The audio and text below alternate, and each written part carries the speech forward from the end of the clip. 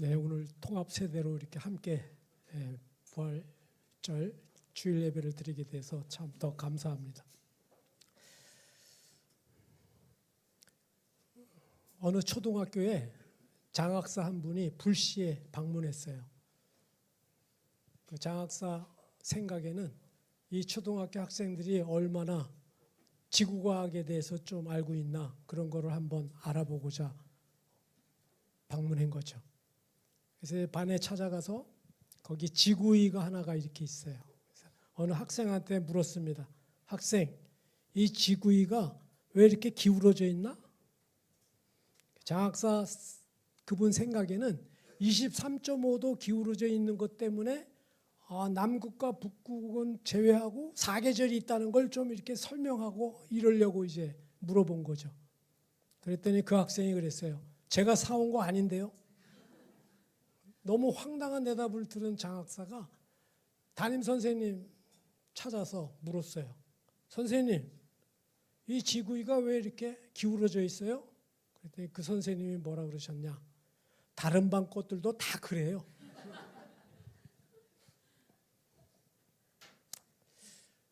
여러분, 지구는 하루에 한 바퀴 돌죠? 그거를 자전이라고 그러죠. 초등학교 때 다 배웠을 거예요. 그리고 지구는 태양을 중심으로 한 바퀴를 돌면 1년이 되는 거죠. 그걸 공전이라고 그러죠. 한번 이런 생각을 해보셨어요?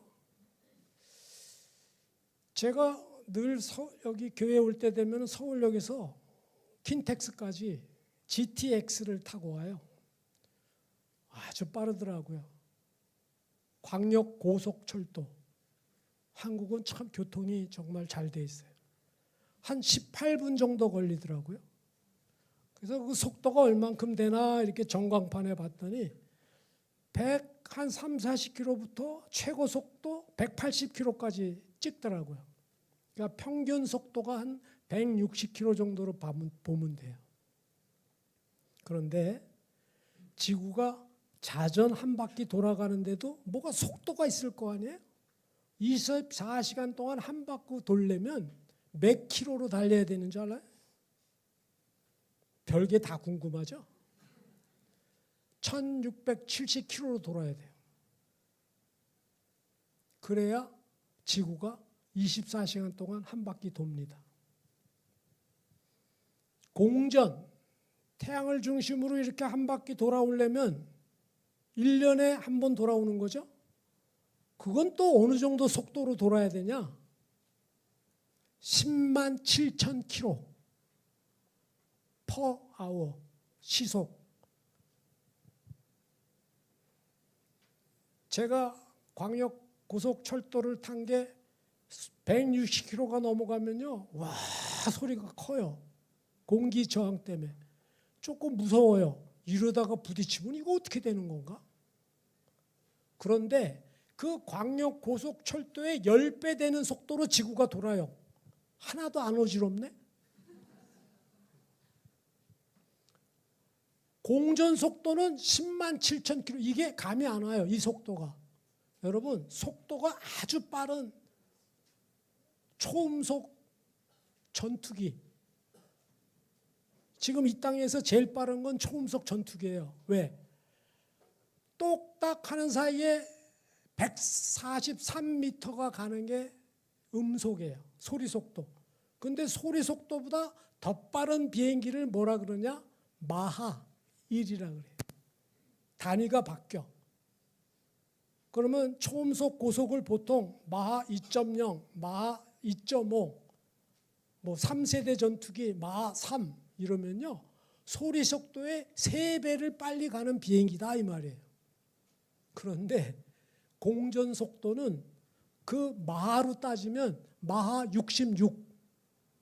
상상이 갑니까? 우리가 지금 이 땅에 어지럽지도 않고 편하게 살고 있지만 우리 의지하고 선택하고는 아무 상관없이 지금 지구는 돌고 있어요.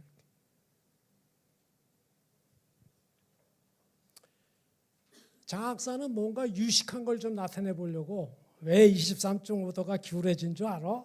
이거는 사계절 변화를 위해서 어쩌고 저쩌고 막 설명하려고 그랬을 거예요. 그런데 인간의 한계가 왜 23.5도로 기울어졌어요? 그러면 몰라. 왜 그런지는 몰라. 왜 공기 중에 산소는 21%예요? 별걸 다 묻네. 그냥 있으면 있는 줄 알지. 이 대답밖에 할 수가 없어요.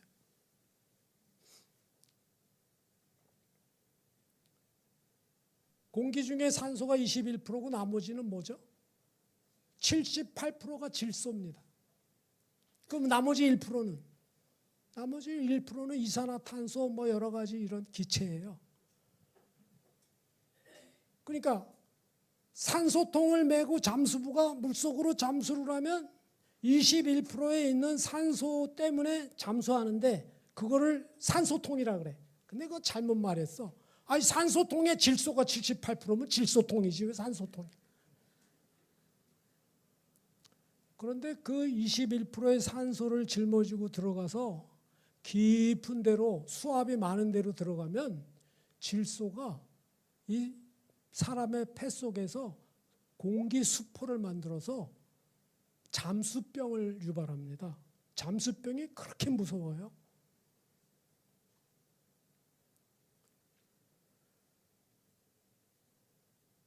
바닷물의 소금은 왜 3.5%일까?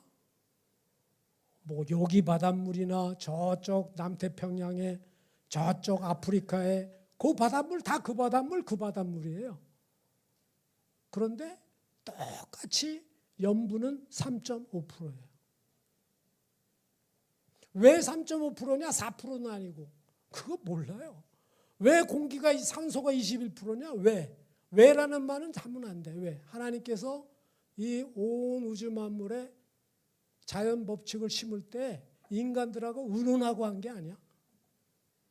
하나님이 다 창조하시고 마지막 날에 인간에게 너 누리라고 인간을 창조하셨어요.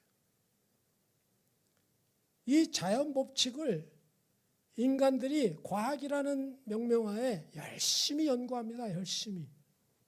그리고 조금 뭐 새로운 거를 알았잖아요.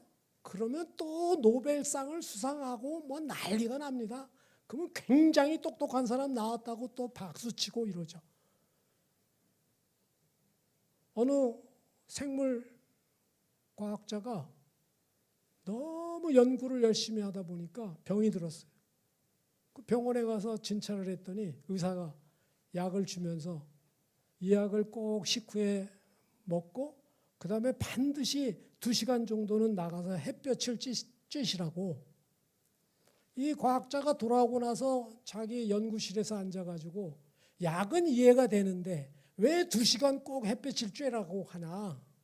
그래서 햇볕에 뭔가 이게 뭐가 있구나. 그래서 햇볕하고 인간하고의 영양 상태를 연구하느라고 열심히 연구했어. 그랬더니 뭐 비타민 D라는 게 뭐 햇볕을 받으면 뭐 피부에서 어쩌고 저쩌고 놀라운 결과물을 만들어냈어. 그 노벨상 수상 거기에 된 거예요. 그런데 슬픈 건 그거 상 받으러 가기 전에 죽었어. 햇볕을 못 봤어. 마치 이렇게 살아가는 거예요. 하나님께서 이렇게 자연 속에 여러 가지 법칙을 심어 놓았고 또 하나는 우리 인간의 삶을 가만 보면 그런 법칙 속에서 우리가 살아가고 있지만 또 하나 중요한 건 우리는 모두 약속 가운데서 살아갑니다. 오늘 이렇게 다음 세대들이 찬양을 하고 한 거는 이 예배를 위해서 미리 준비하고 제 시간에 다 왔죠. 저도 여러분하고 이렇게 말씀을 전하게 된 거는 이미 그 전에 그러기로 조목사하고 약속을 했어요. 그래 왔어요. 여기 오면서 제가 집에서 이제 내려올 때 엘리베이터를 탄 것도 엘리베이터를 만든 사람이 그거 안 떨어지게 그렇게 만들기로 했기 때문에 만들었어요. 제가 그거 탈 때 불안해가지고 이거 떨어지면 어떡하나 그러고 그럼 못 오는 거예요. 차가 올 때 파란불에 가고 빨간불에 서고 우리가 약속을 했기 때문에 우리가 살아있는 거예요. 이렇게. 여러분들이 태어난 것도 여러분 엄마 아빠가 결혼식 때 성원 선언하기 전에 서약을 하죠. 뭐 앞으로 이렇게 두 사람이 잘 살아가겠다. 서약을 해요. 약속을 합니다. 하나님께서 우리 인간들에게 이런 법칙과 규칙과 약속을 하신 거를 우리 믿는 사람들끼리 이야기하기를 율법과 언약이라고 그래요. 법과 약속이 율법과 언약이에요. 그런데 그 약속 중에 하나님이 우리에게 성경 가운데 심어놓은 약속은 영적인 약속, 영적인 법칙이 적혀 있는 거예요. 그 중에 가장 확실한 법이 있어요. 영적 법칙. 뭔지 아세요? 사람은 죽는다 이거예요. 보통 세상 사람들에게 사람이 왜 죽습니까? 별 쓸데없는 거 질문하네. 그러죠? 왜 죽는지는 상관없이 사니까. 성경은 분명히 우리에게 말하고 있습니다. 죄의 삭은 사망이요. 하나님의 은사는 그리스도 예수 우리 주 안에 있는 영생이니라. 로마서 6장 23절을 보게 되면요. 단어가 죄, 사망, 하나님의 은사, 그리스도 예수, 우리 주, 영생 6가지 단어가 로마서 6장 23절에 딱 간결하게 핵심 요약을 해놨어요. 공부 잘하는 사람들은요. 출제자의 핵심을 잘 알아요. 못하는 사람들의 공통점이 핵심은 공부를 안 하고 엉뚱한 거 질문을 엉뚱한 거. 성경은 이렇게 엉뚱한 질문하고 햇소리 할까 봐 하나님께서 한 번 약속한 것도 아니에요. 옛날에 맺은 약속이 있고 새로운 맺은 약속이 있어요. 옛날에 맺은 약속을 구약이라 그러고 새로 맺은 약속을 신약이라 그러는데 옛 언약에는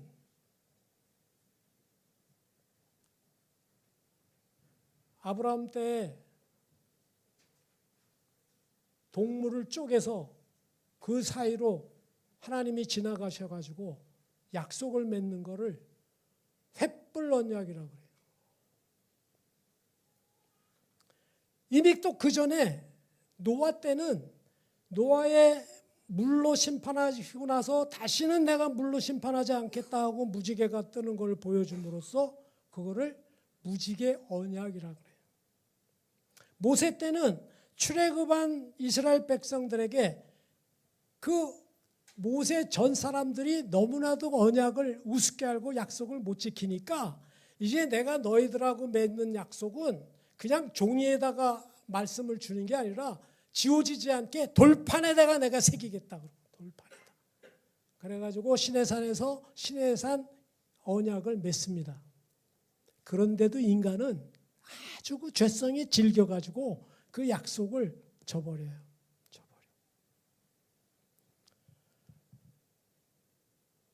그래서 새로 이제 하나님께서는 약속을 맺으려고 해요. 그거를 새 언약이라고 해요. 그건 어디다? 예레미야 31장 31절에서 33절에 이렇게 기록이 되어 있어요. 여호와의 말씀이니라 보라 날이 이르르니 내가 이스라엘 집과 유다 집에 새 언약을 맺으리라. 이 언약은 내가 그들의 조상들의 손을 잡고 애굽 땅에서 인도하여 내던 날에 맺은 것 같이 아니할 것은 내가 그들의 남편이 되었어도 그들이 내 언약을 깨뜨렸음이라. 여호와의 말씀이니라. 그러나 그날 후에 내가 이스라엘 집과 맺은 언약은 이러하니 곧 내가 나의 법을 그들 속에 두며 그들의 마음에 기록하여 나는 그들의 하나님이 되고 그들은 내 백성이 될 것이라. 여호와의 말씀이니라. 돌판에 새겨도 안 되기 때문에 이제는 하나님께서 성령님으로 해서 우리 마음판에 팍 넣어주겠다고 했어요. 그것이 새 언약이에요. 그래서 오늘 말씀을 마치고 나중에 성만찬을 할 때 예수님께서 실제로 데몬스트레이션, 시청각으로 새 언약을 멀떻게 맺는지 하실 거예요. 여러분들은 오늘 그 새 언약에 같이 저희가 참여하는 겁니다. 여러분, 이것을 인간은 자꾸 잊어버려요. 왜? 죄성 때문에. 인간은 끊임없이 자기 잘난 것을 나타내려다 보니까, 주인이 나라는 것을 알리려고 하다 보니까 지금 이 세상에서도요, 제일 온 세상을 떠들썩하게 쥐고 흔드는 사람 한 명 생각나요? TV에 늘 나오는, 전 세계를 쥐고 흔들려고 하는 사람? 트시. 그분도 46년생이에요. 그분 같은 7학년이지만 그분 나보다 한참 더 좀 있으면 8학년 돼요. 그리고 10년 정도만 더 있으면 딴 생각 먹게 될 거예요. 제 생각이지. 전도서 이렇게 시작해요. 전도자가 가로되 헛되고 헛되며 헛되고 헛되니 모든 것이 헛되도다. 이 전도자가 말할 때는 팽팽하게 젊을 때 잘 나갈 때가 아니야. 죽음이 코앞에 왔을 때. 누구나 죽는데 우리가 죽기 전까지는 이 세상에서 내가 제일 잘난 줄 알고 나 잘난 맛에 살다가 그러고 가는 거가 너무나도 가슴 아파서 영적인 이 중요한 법칙을 우리에게 새 언약으로 맺어준 거라 이거예요. 여러분, 장례 예배 드리려고 제가 이렇게 무덤, 요즘은 뭐 무덤 있는 데가 별로 없는데 무덤 있는 데 가잖아요. 그러면 비석들이 이렇게 있어요. 비석에 공통적으로 적어놓은 게 뭔지 아세요? 뭐 성경 구절도 적어놓고 뭐 이래도 그거는 다 다를 수 있어도 공통적으로 적힌 거는 생 몇 년, 사 몇 년, 태어난 거 몇 년, 죽은 거 몇 년. 10년, 20년 우리가 이 세상을 살면서 세월이 흘러서 뒷수선들이 우리들을 기념하려면 우리들을 알고 있는 건 기억나는 건 뭐 있겠어요? 뭐 남겠어요? 언제 태어났냐? 언제 죽었냐? 딱 그거예요. 그래서 제가 이해했어요. 성경에. 왜 족보 이야기에 죽고 낳고 참 희한하다. 그런데 그 사람 입장에서는 그게 제일 중요해.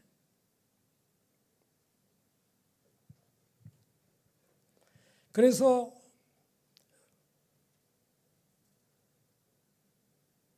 사도 바울은 이렇게 자기가 알고 있는 하나님의 질서와 법칙을 알고 나서 이렇게 고백합니다. 우리가 주목하는 것은 보이는 것이 아니요 보이지 않는 것이니 보이는 것은 잠깐이요 보이지 아니하는 것은 영원함이로라. 우리 의지와 상관없이 온 지구가 돌아가듯이 세월도 그냥 갑니다. 근데 그런 모든 법칙이나 규칙들은 우리 눈에 안 보여요. 근데 우리는 관심이 오직 어디 있다? 이 땅에 있는 게 눈에 보이는 거예요. 정말로 안타까운 건 그게 아니라는 거죠. 이 땅은 잠깐이다. 진짜 중요한 건 영원한 생명이 있는 길이다. 영원한 생명의 길이 중요하다. 모든 사람이 죄를 범하였음에 하나님의 영광에 이르지 못하노니 그리스도 예수 안에 있는 속량으로 말미암아 하나님의 은혜로 값없이 의롭다 하심을 얻었느니라. 로마서 3장 23절 24절의 말씀이 이것이 복음이에요. 복음.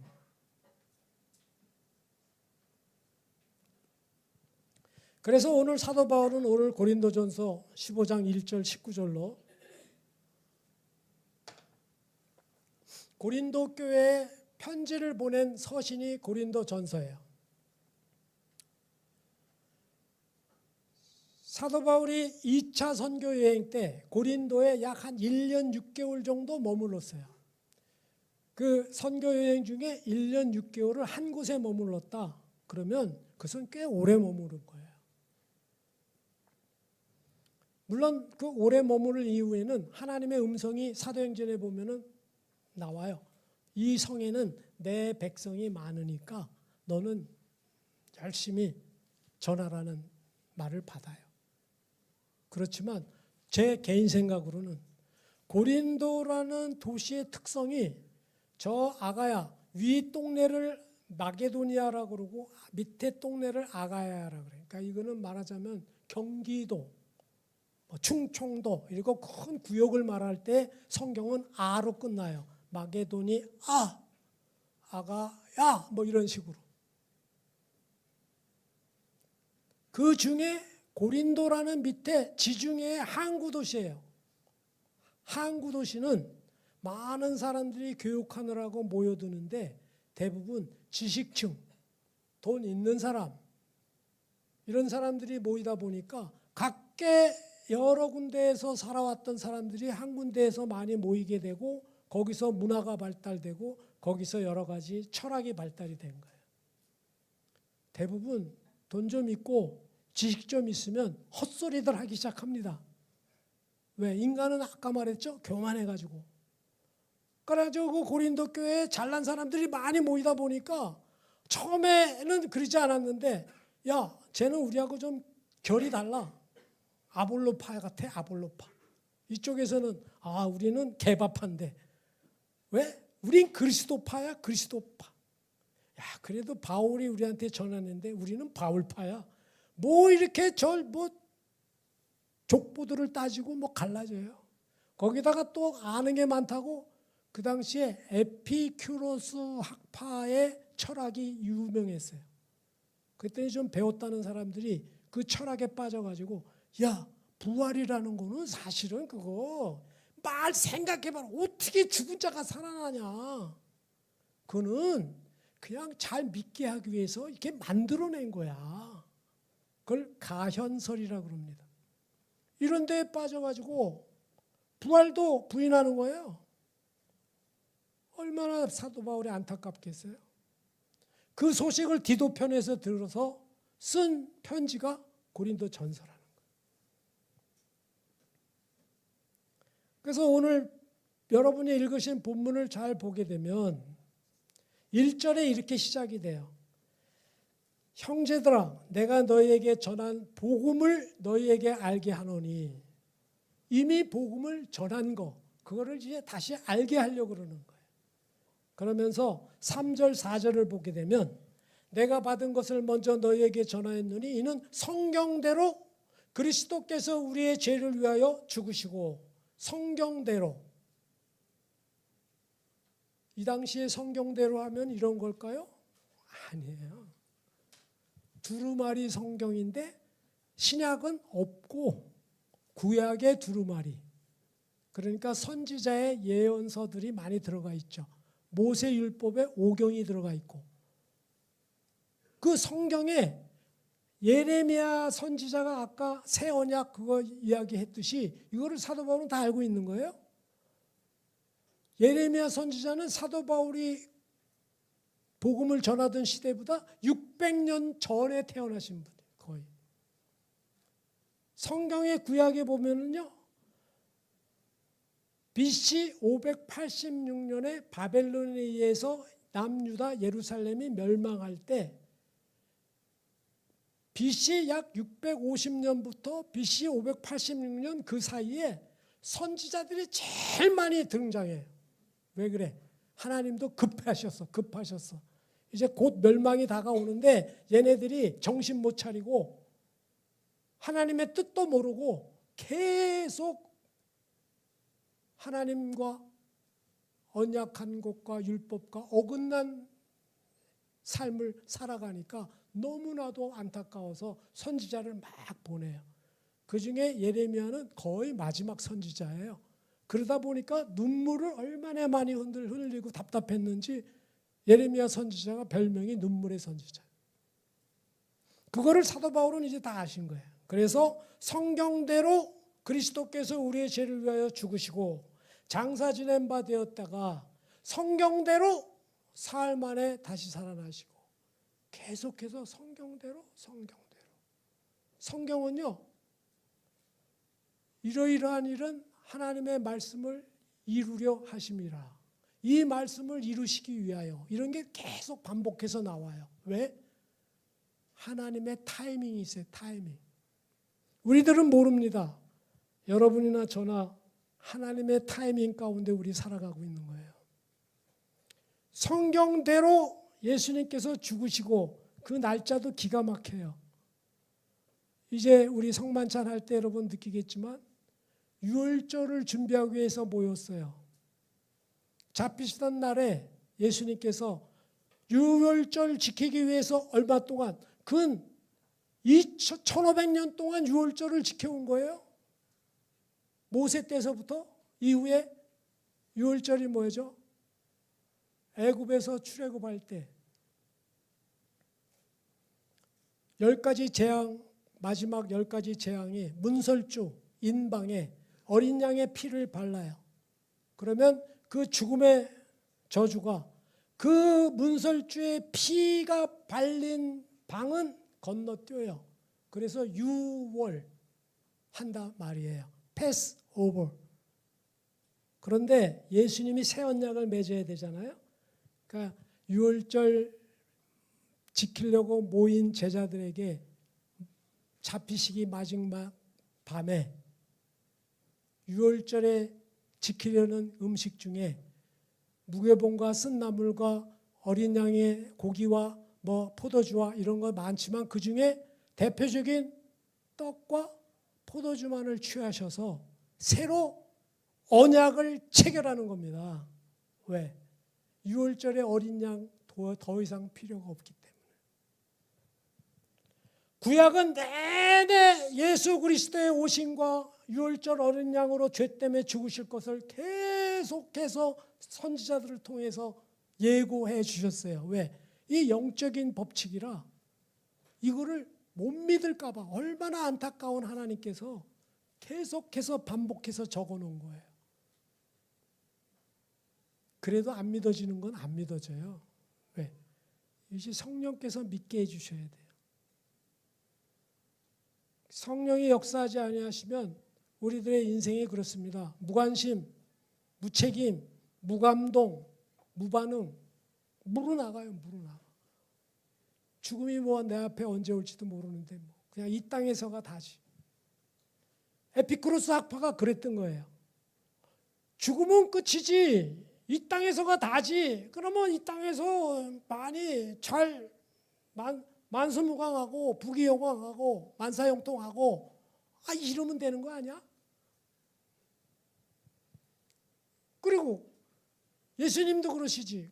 굳이 십자가에 지셔서 그렇게 피 흘리고 돌아가셔. 그냥 딱이 몇 대만 좀 맞고 이 딱이 맞는 건 너희들의 죄 때문이다. 이러면 안 돼? 생명이 피에 있으므로 피 흘림이 없은즉 죄사함이 없다. 성경에 그렇게 다 기록돼요. 법칙은 마음대로 바꾸는 게 아니에요. 그래서 그렇게 성경대로 다시 살아나신 예수님을 5절에서 8절까지 게바에게 보이시고 그 후에 12제자에게 보이시고 그 후에 500여 형제들에게 보이시고 그 후에 사도들에게도 보이시고 그 후에 야고보에게도 보이시고 그 후에 만삭되지 못하여 태어난 나 같은 자에게도 보였느니라 이러고서 설명하는 거예요. 그러니까 안 보고 안 들은 거 내가 말하는 게 아니고 내가 보고 듣고 아는 거를 내가 너희한테 말하는 거야. 그런데 사실은 사도 바울은 사도들 제자들과 같이 12제자와 같이 부활하신 예수님을 만나본 적 없어요. 그러니까 열심히 핍박하러 다녔지. 그러나 나중에 예수 믿는 사람 붙잡으러 다니다가 저 다메섹 도상에서 예수님을 만납니다. 네가 나를 왜 핍박하느냐. 사도 바울은 완전히 깨달았어요. 성경에 자기가 알고 있는 이 지식이 이 교리가 딱 이 예수 그리스도 오신 이분, 부활하신 이분이구나. 그래서 자기는 다메섹 도상에서 만난 그 예수님을 나에게도 보이셨느니라 이렇게 기록하는 거예요.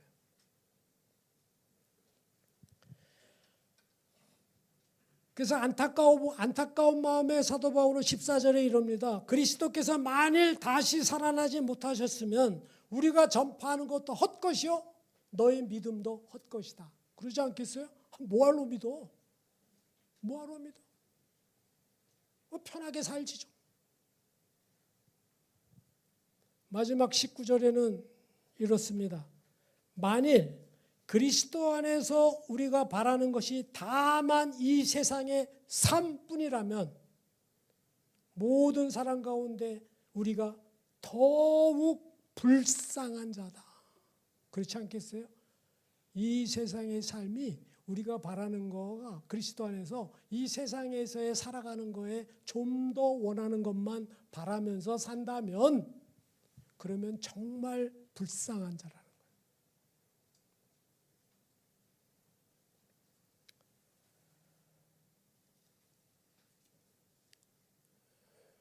여러분 한번 이런 생각을 해보셨어요? 예수님께서는 요한복음 11장에 나사로를 살리시고 그것도 데몬스트레이션이에요. 뭐냐? 부활이라는 걸 알려주려니까 뭐 실제로 죽은 자를 살려주는 걸 한번 보여줘야 될 거 아니에요? 그리고 살리셨어요. 그리고 하시는 말씀이 나는 부활이요 생명이니 나를 믿는 자는 죽어도 살겠고 무릇 살아서 믿는 자는 영원히 죽지 아니하리라. 너희가 믿느냐? 그러니까 부활이요 생명이 할 때 두 번째 생명은 그냥 생명이 아니에요. 길게 좀 붙이면 영원한 생명이에요. 부활이요 영원한 생명. 그러나 영원한 생명을 뭘로 보여줘요? 그러니까 일단 죽었던 사람을 한번 살려야 될 거 아니에요. 우리가 부활을 하면 어떤 생명체로 태어날까요? 혹시 그런 생각 한번 해봤어요?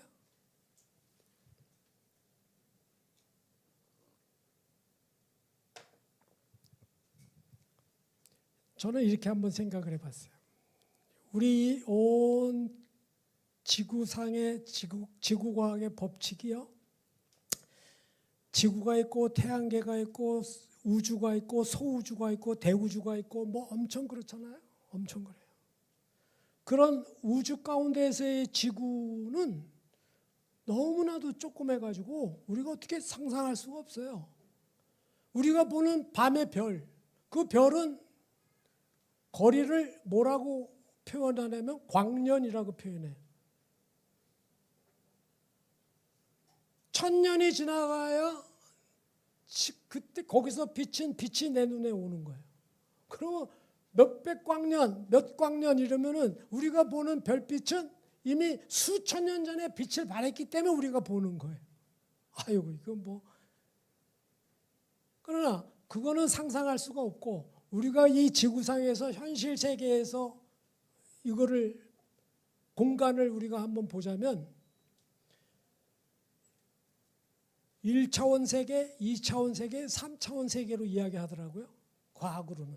1차원 세계는 뭐냐? 점과 선으로 이루어졌어. 그게 1차원이야. 이 선은 뭐냐? 점이 안 끊어지고 이어지면 선이 되는 거예요.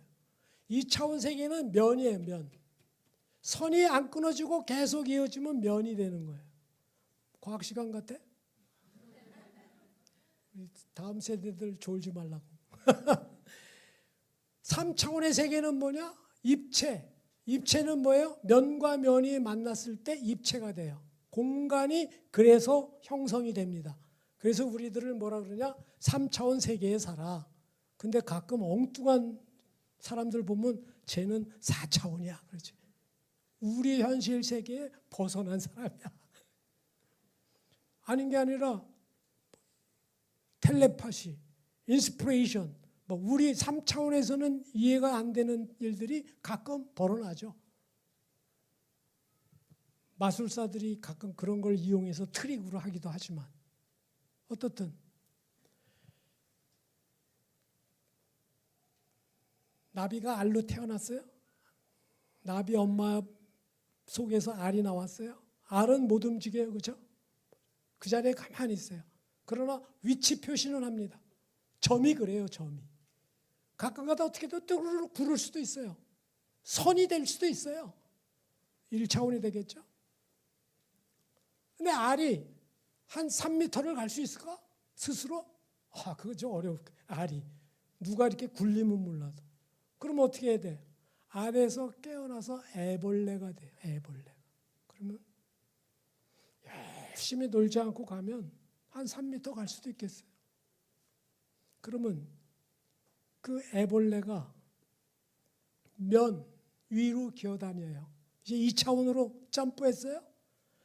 애벌레가 3km를 갈 수 있을까? 그거 좀 어렵겠죠. 아무리 열심히 기어다녀도. 그러려면 3km 가려면 뭘로 변신해야 돼? 좀 대답해요. 그렇지.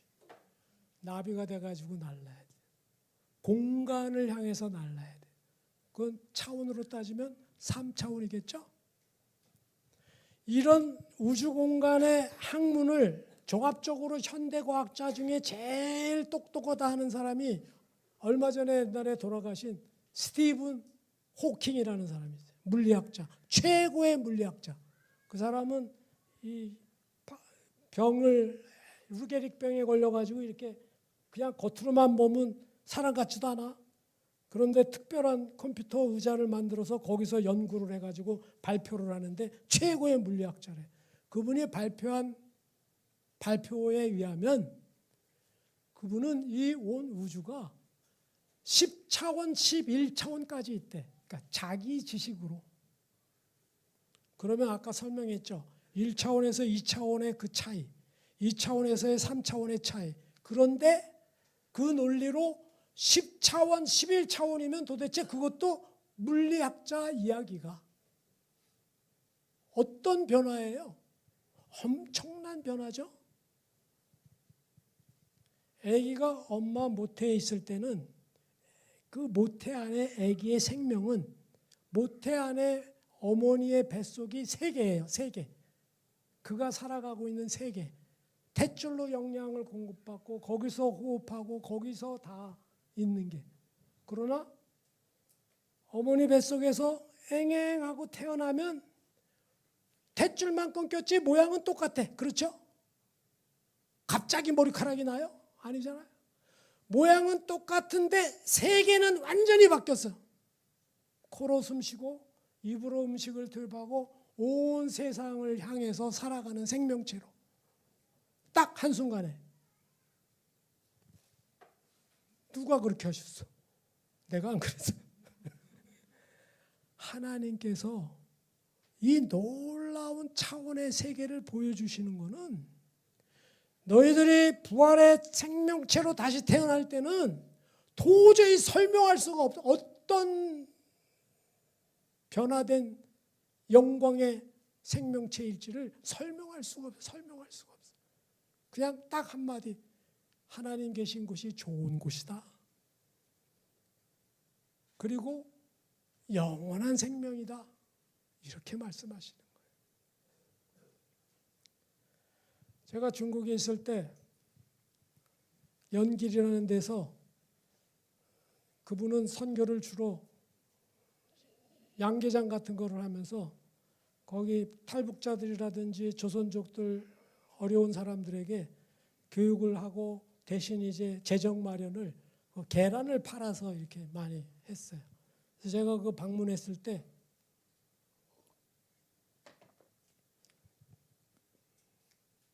저에게 온 길에 계란을 좀 많이 사가라는 그런 뜻인지 뭔지 모르지만 자기가 만든 자기 양계장에서 나온 계란은 특별한 계란이라고 얼마나 자랑을 하는지 쉽게 말해서 뭐 밑에 뭐 냄새가 아닌 게 아니라 안 나요. 그 양계장 뭐 전혀.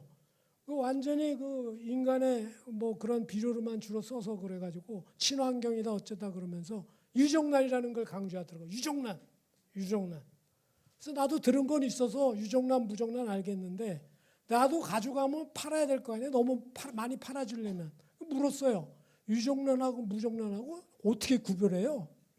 그랬더니 잠시 멈칫하더니 그거 깨가지고 이렇게 안에 보면 뭐 노란 자위가 어떻고 설명해. 그럼 팔기 전에 깨야 돼요. 내가 그래. 아, 그냥 사가. 유정란이야. 그냥 믿고 샀어요. 제가 나중에 한국에 와가지고 계란을 사려고 봤더니 유정란이라고 쓰여 있더라고요. 근데 여러분 물을게요. 그거 쓰여 있으면 유정란이고 안 쓰여 있으면 무정란이야? 방법이 없어요. 유정란이라고 써 있는 거 믿으니까 믿는 거지 어떻게 하겠어요. 제가 비행기 타고 이렇게 한국에 올 때 중국에서는 그 택시기사들이 사람을 타면 그때부터 얼마나 달리는지 그냥 손잡이 꽉 잡고 하루는 하도 화가 나가지고 여보 기사 양반 좀 천천히 좀 가라고 그랬더니 중국말로 메이셜이 뭐냐면 괜찮다는 이야기야. 자기 운전 잘한다는 거 안심하라는 거지. 그래서 내가 그랬어요. 너는 괜찮지만 내가 안 괜찮다. 내가 그 하도 빨리 달리길래 내가 속으로 하나님 얘네들은 왜 그래요? 그랬더니 그러더라고요. 너 평소에 기도 좀 하라고 그러는 거야. 비행기를 한번 타는데 창가에 앉았어요. 창가 밖을 보니까 저 밑에 구름이 이렇게 있는데 이걸 속도로 생각하니까 시속 한 5, 6km 정도밖에 안 되는 것 같아. 이렇게 사람이 선선히 걸어가는 것 같아. 이게 전광판에 딱 봤더니 이 비행기는 지금 고도 10,000m에서 850km로 지금 날아가고 있대. 내 생각은 어때요? 시속 10km도 안 돼. 내 생각이 맞아? 그 전광판이 맞아. 전광판에서 850km로 날아가고 있다면 그런 줄 알아야죠. 그죠? 내 생각, 내 판단, 내 경험, 내가 하는 거가 이게 좀 제대로 맞고 살아가는 겁니까? 그냥 소견에 오른 대로 사는 거지. 성경이 그렇게 기록을 해놨어요. 그래 이제 유정란, 무정란 그거를 보고 그런 생각을 했어요. 우리 그리스도인은 세상 사람들하고 외관으로 어떻게 차이 나나? 잘생긴 사람이 그리스도인이 맞나? 아니면 바라는 게 그리스도인은 다른가? 근데 내가 볼 때 그렇게 다르지 않던데. 안 믿는 사람이나 믿는 사람이나 바라는 바는 똑같은데. 그럼 죽음을 앞두고는 자세가 다른가? 많이 자세 다른 걸 내가 별로 못 봤어요. 말은 열심히 믿는다고 했는데 구원에 확신이 있는 거 믿습니까? 그러면 됐다. 그거 갖고 안 되더라고요. 죽음 앞에 딱 오니까 천국에 확신이 있습니까? 어떤 권사님이 그랬대. 죽어봐야 알지.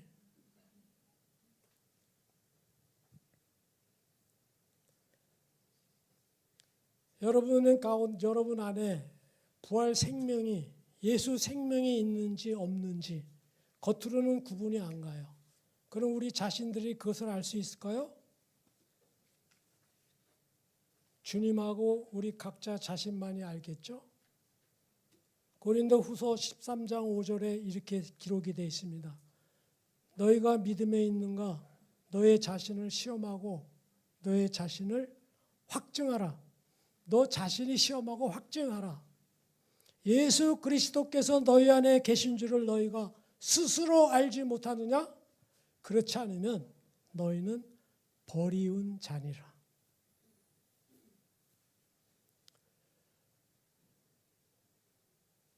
모태에 있던 생명이 태어나서 온 세상을 무대로 살아가는 그 생명이 같은 생명이 되려면 모태에서도 그 생명이 있어야 돼요.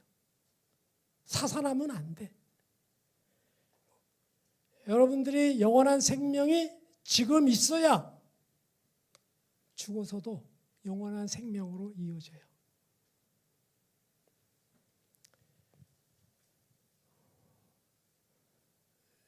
이제부터 하나님께서 예수님을 통해 제정해 주신 주의 만찬을 좀 가지려고 하는데요.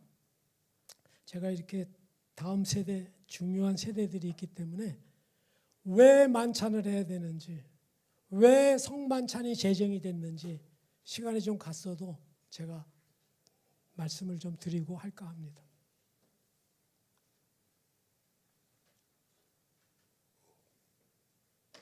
아까 말씀드렸듯이 이스라엘 백성은 출애굽을 해서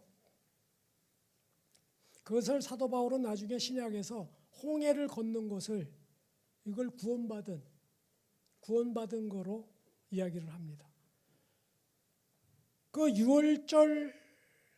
유월절로 인해서 구원받은 이스라엘 백성들, 그 조상들이 그 출애굽한 걸 기념하기 위해서 늘 양의 피, 또 제사 지낼 때마다 제물을 해서 피를 내고 계속 반복해서 그걸 기념하기 위해서 유월절 만찬을 가졌죠. 그런데 예수님이 이제 유월절로 모인 그 제자들을 앞에 놓고 마지막 밤에 더 이상 유월절의 의미가 필요 없어요. 왜?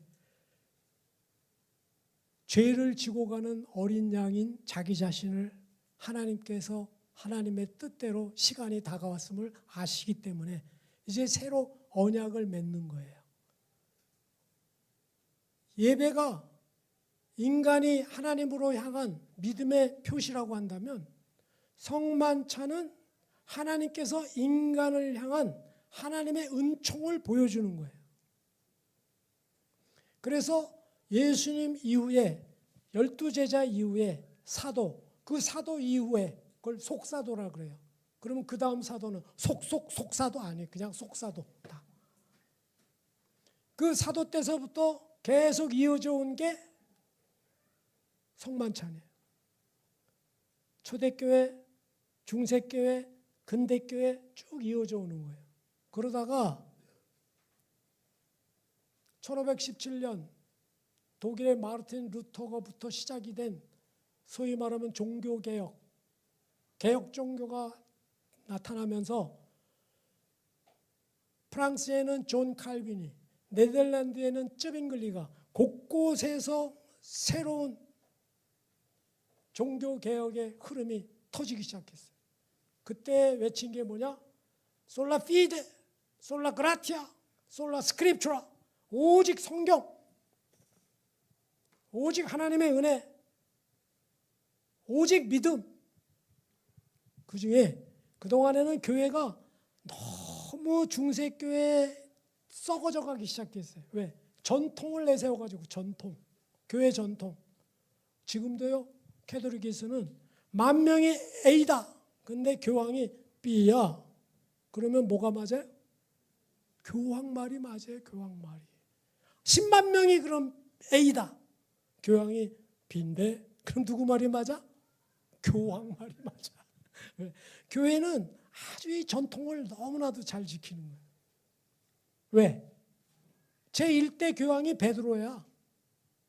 지금 뭐 베네딕트인가 누군가 뭐 이렇게 교황은 200 몇십 대 돼요. 그러니까 베드로 때서부터 이어져 온 거야. 그러니까 하늘이 이어져 오게 한 교황. 그러니까 반대하면 큰일 나죠. 근데 그런 캐톨릭에서는 7가지 성례를 쭉 지켜왔어요. 세례성사, 그걸 세례를 말해요. 또 성체성사, 이것이 성만찬이에요. 고해성사 들어보셨죠? 뭐 종부성사, 혼배성사, 견진성사, 성품성사 외울 필요 없어요. 캐톨릭이 하는 거니까. 그 중에 개혁교회, 우리로 말하면 소위 개신교는 그 이어져 오는 7가지 성례전 중에 2가지만 하나님께서 우리에게 주신 거다. 그것이 바로 세례와 성만찬이에요. 그때부터만 해도 벌써 600년이 지나온 거예요. 우리가 이 예식을 해온 게. 아니 캐톨릭도 그거는 계속 해왔으니까 캐톨릭 때서부터 해온 거로 따지면 초대교회 때부터 이 예식을 해온 걸 따지면은 2000년이 된 거예요. 함부로 할 게 아니죠. 함부로 할 게 아니에요. 더구나 우리 개신교는 너무 말씀 위주로 하다 보니까 이 형식을 예식을 너무 엉터리로 빼먹은 게 너무 많아요. 제가 어려서도 예배를 드릴 때는 어머니 따라 신발 주머니를 가져가면 방석이 하나 이렇게 있으면 거기에 무릎 꿇고 신발 누가 훔쳐갈까 봐 옆에 이렇게 놓고 아니 바뀔까 봐. 너무 무릎이 아프잖아요. 그럼 눈치 보고 싹 다리를 풀고 조금 자라나니까 대의자 있대. 대의자. 긴 의자. 장의자라 그러죠. 장의자의 약점이 뭐야? 가운데 들어가서 앉지 않으면 곧 들어가기가 어려워요. 근데 꼭 먼저 온 사람은 또 끝에 앉아. 이제 그 불편을 없애기 위해서 엉덩이가 아프니까 이제 방석을 깔아주더라고요. 근데 여전히 불편해. 나중에 의자가 각기 되더라고요. 이렇게 각각. 너무 좋아. 각자 앉으니까. 그러니까 이제 이거 놓을 데가 없어. 그러니까 앞에 의자 뒤에 이것도 놓는 게 있더라고요. 점점 편하게 왜? 말씀에 집중하려고. 근데 말씀에 집중이 아니고 편하게 해주니까 자더라고. 도리어 불편할 때 뭔가 격식이 있을 때 그때 좀 안 자고 정신 차리더라고요. 교회마다 성만찬에 참여하는 횟수나 정하는 거는 다 달라요. 제가 볼 때 우리 복음 충신 교회는 복음에 충실해서 그런지 이 예식은 1년에 딱 2번 있더라고. 근데 그 2번도 뭐 숫자가 적다 많다가 중요한 게 아니고 한 번 많은 거 아니니까 1년에 2번이니까 그 한 번 할 때만이라도 우리의 마음가짐이 정말로 예수 그리스도의 피와 예수 그리스도의 살을 우리가 기념하는 마음으로 정숙한 마음으로 우리가 참여해야 되겠다 이 말입니다. 오늘 주님께서 우리에게 가르쳐준 재정의 말씀을 제가 한번 보겠습니다.